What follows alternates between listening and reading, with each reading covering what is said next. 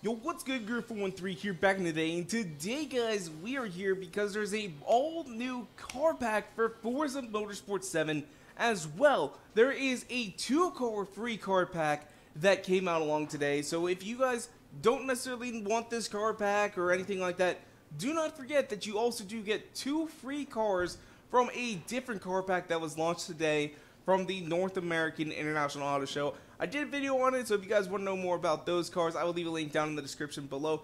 But without further ado, let's go ahead and hop on into it. So first up, what we have is the 2017 BMW number 24 M6 GTLM. This car just debuted maybe a year and a half ago at the 2016 24-hour Rolex race. And this car has so far seen some major successes throughout its racing career. With multiple wins in multiple podiums, this car is definitely going to be an amazing car to see how it progresses throughout the next season. I am definitely excited to get behind the wheel of this car, and I hope you guys are too. So what we have next though is we have the 1970 Citroen 2CV. And it's kind of bizarre that I'm going to be mentioning this, guys, but we are receiving the most powerful version of this car that was ever built, with a staggering 100's too much, 33 horsepower. And the sad thing is, that's not even the least powerful car on this list. Oh my god, Forza, 33 horsepower. That is absolutely crazy, and the least amount of horsepower that this car ever had when it was produced was a grand total of 9 horsepower. And the funniest thing is though, is that this car was used as a getaway car in the James Bond film For Your Eyes Only. I don't think that this car would actually have done all that well as a getaway car. It's pretty bad. So, but I honestly think that is quite hilarious in myself. I mean, it's a good car overall, and it is honestly a very famous French car, as it basically brought automobiles to the French farmers, because this allowed the French to, you know, basically drive on bumpy back roads because of the way the suspension was handled without cracking eggs and get them to market. So pretty nice car overall, except not really all that fast. So our next car though is actually the first car in our 2-car free car pack, the next one being this one down below. So again, I did make a video on these two if you guys want to go ahead and check that out. Link will be down in the description below. But honestly, there is one thing I did notice after making that video.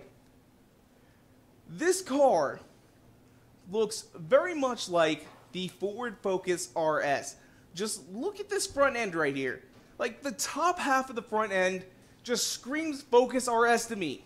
Please tell me I'm not the only one and I am not crazy, because my god, my dudes, I love this car. I love the way it looks. I love the sporty red bits on it. But man, it looks very, very familiar. I just don't understand that. It's very familiar to me. It's kind of cool. And also, check out the wheels though on the Veloster Turbo. Those things are dope. I want them. I would much rather have those on this car than the ones it currently has.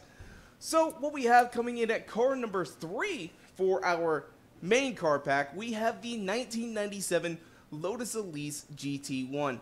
Now, this car was built to compete with the likes of the McLaren F1, the Porsche 911, and the Mercedes CLK GT cars.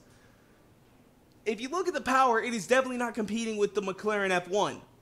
350 horsepower versus the hundreds more horsepower that the McLaren F1 had. I'm just saying, it ain't going to be competing all that much.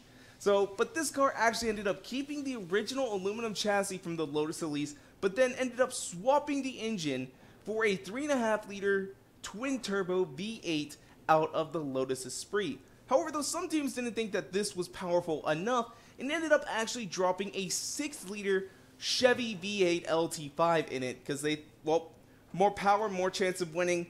But unfortunately, this car was scrapped almost immediately because it was plagued by reliability issues, constantly breaking down, and it was only able to manage a 5th place rank one time. Just once. This car did not end up doing all that great in its racing career.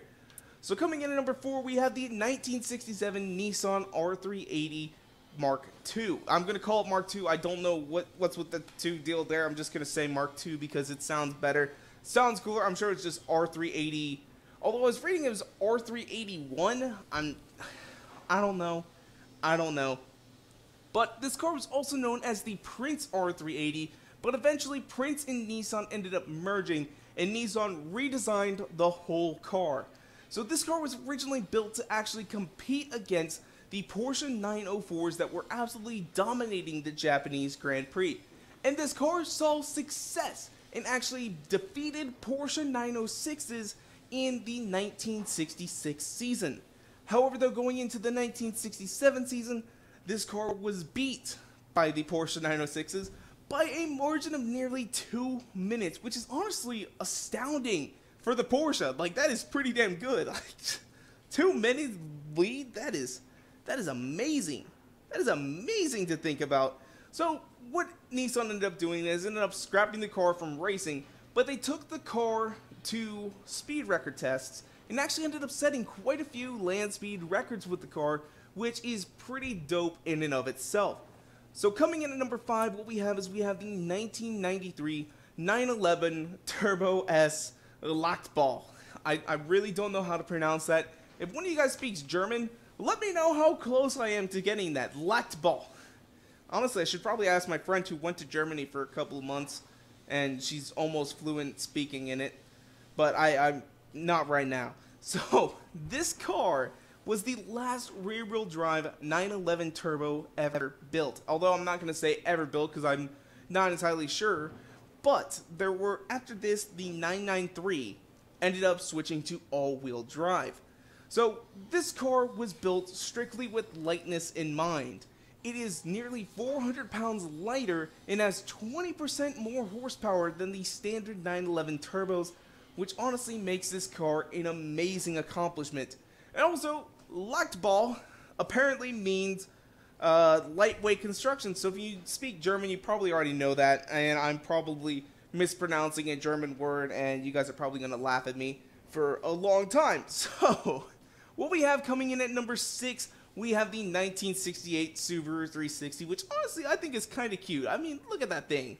It's adorable. It is adorable. And this was actually the first car that Subaru ever produced, although that is also wrong because they did produce a car before this, but they only made 20 of them, so I'm not counting that. This is the first car that they actually produced on a mass scale.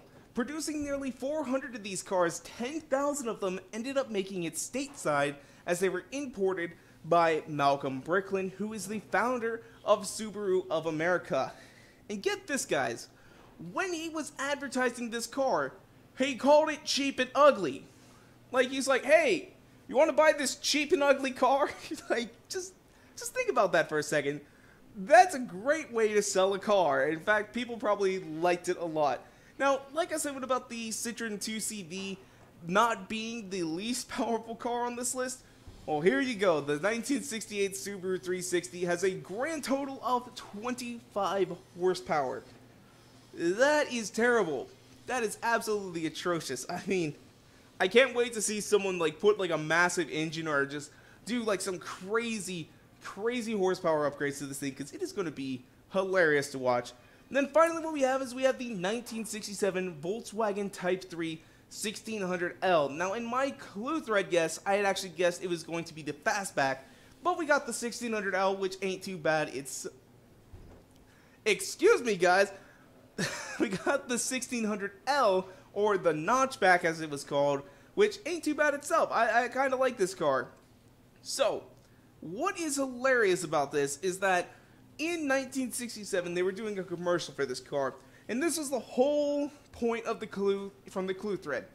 And in that commercial they had Dustin Hoffman trying to find the motor on this thing. And it's actually kind of hilarious because what the motor is they called it the pancake motor, because it actually sits below the trunk, which actually produces more luggage space, as you have a standard trunk, and then you have the optional trunk. Although it actually really wasn't optional at the time, it was a standard trunk. And what I have seen people do is they actually will take the motor in this and they'll replace it, and then basically it becomes a super powerful rear-engined car, and it's actually pretty cool to see. So This car, though, is also low on horsepower. Forza, what are you doing? 3 out of the 7 cars have less than 100 horsepower. Think about that for a second. We are playing a racing game, and 3 of 7 cars have less than 100 horsepower. This car has a staggering 65 horsepower. And that's not even like the lowest horsepower number that we got. That's... Forza, what were you thinking? Come on. You could have at least given us something with a lot more horsepower to sort of, you know, even the odds. Like a Bugatti Chiron or something like that, you know? 381, 217, 350. Look at that. 500 horsepower is the most that we got. And that's from a legitimate 2017 race car. Absolutely bonkers, guys. I don't know what to tell you. But anyway, though, that is where I'm going to go and wrap it up for today. If you guys want to, you can follow me on Twitter and Instagram at twitter.com/Square413 and Instagram.com/Square413. And as well, if you guys like this video, go ahead and make sure to hit that like button down below for us, because you guys already know your support is so greatly appreciated. And make sure to subscribe for more videos coming out all the time. Thank you guys so much for watching. Peace out. Bye.